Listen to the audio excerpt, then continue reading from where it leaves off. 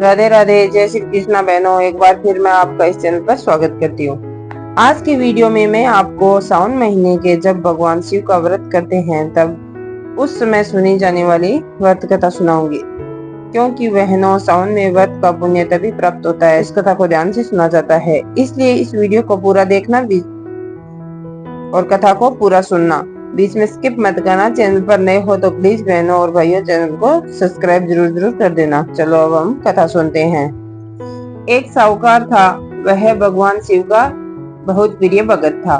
उसके पास धन दौलत किसी भी कोई चीज की कमी नहीं थी, तब भी वह उदास रहा करता था क्योंकि उसकी कोई संतान नहीं थी और संतान प्राप्ति की कामना के लिए वह रोज भगवान शिव के मंदिर जाकर दीपक जलाता। साहूकार के भक्ति भाव को देखकर एक दिन माता पार्वती ने भोलेनाथ से कहा कि हे प्रभु, यह आपका बहुत ही प्रिय भक्त है, इसके सभी कष्टों को अवश्य दूर करना चाहिए।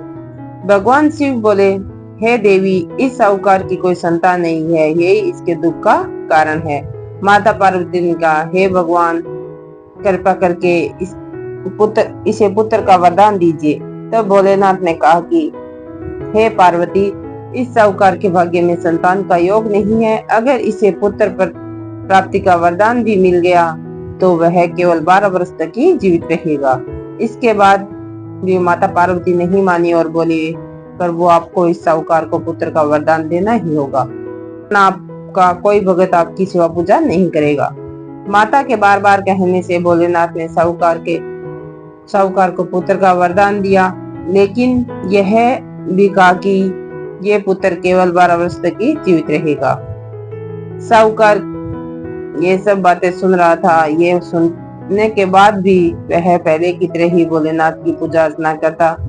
वरदान के प्रभाव से 9वें महीने साहूकार को पुत्र की प्राप्ति हुई। परिवार में खूब खुशियां मनाई गई, लेकिन साहूकार पहले की तरह ही उदास रहा और पुत्र की कम आयु का जिक्र परिवार में किसी को नहीं किया। जब पुत्र 11 वर्ष का हुआ तो एक दिन साहूकार की पत्नी ने पुत्र के विवाह के लिए कहा। तब साहूकार ने कहा कि पुत्र अभी पढ़ने के लिए काशी जाएगा। इसके बाद उसने पुत्र के मामा को बुलाया और कहा कि इसे अब पढ़ने के लिए काशी ले जाओ और रास्ते में जहाँ भी रुको वहाँ यज्ञ ब्राह्मणों को भोजन करवाते हुए आगे बढ़ना। वे दोनों इसी तरह करते हुए जा रहे थे कि रास्ते में एक राजकुमारी का विवाह हो रहा था। जिससे राजकुमारी का विवाह होना था वह एक आंख से काना था।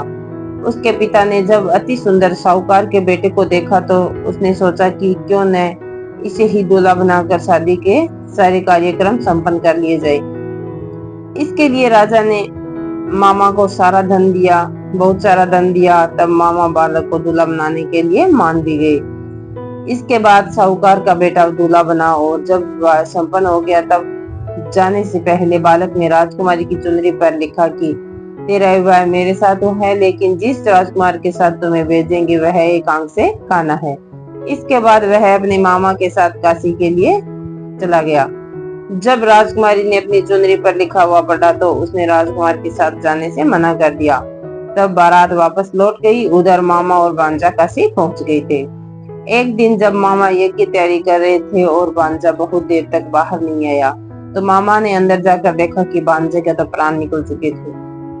वह बहुत परेशान हुआ, लेकिन सोचा कि अभी शोक मनाया तो ब्राह्मण चले जाएंगे और यज्ञ अधूरा रह जाएगा। यज्ञ संपन्न हुआ तो मामा ने रोना पीटना शुरू कर दिया। तब भगवान शिव पार्वती उधर से जा रहे थे। तब पार्वती जी ने शिव जी से पूछा, हे प्रभु, ये कौन रो रहा है? तब उन्हें पता चला ये तो वही साहूकार का पुत्र है जिसकी मृत्यु हो गई है।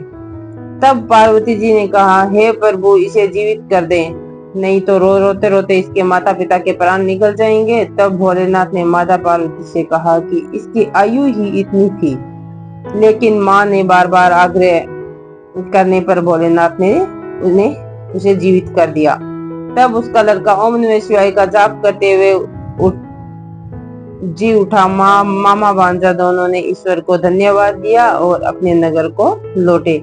रास्ते में वही नगर पड़ा वहां राजकुमारी ने उन्हें पहचान लिया। तब राजा ने राजकुमारी को साहूकार के बेटे के साथ बहुत सारा धन देकर विदा कर दिया। उधर साहूकार और उसकी पत्नी छत पर यह प्रण लेकर बैठे थे कि यदि उनका पुत्र सकुशल न लौटा तो वह छत से कूदकर अपने प्राण त्याग देंगे। तभी लड़के के मामा ने आकर साहूकार के बेटे और बहू के आने का समाचार सुनाया, लेकिन वे नहीं माने। तब मामा ने शपथ पूर्वक कहा। तब दोनों को यकीन हो गया और दोनों ने अपने बेटे बहू का स्वागत किया। उसी रात साहूकार को स्वप्न में शिवजी ने दर्शन देकर कहा कि तुम्हारे पूजन से मैं प्रसन्न हुआ, इसलिए तुम्हारे पुत्र को जीवन दान दिया है। मान्यता है कि जो इस कथा को पढ़ेगा सुनेगा उसे सारे सुख प्राप्त होंगे और उसकी हर मनोकामना पूरी होगी। अगर बहनों वीडियो अच्छा लगा है तो प्लीज वीडियो को लाइक एंड सब्सक्राइब जरूर करना और मैं मिलती हूँ अगली वीडियो में। जय भोलेनाथ की।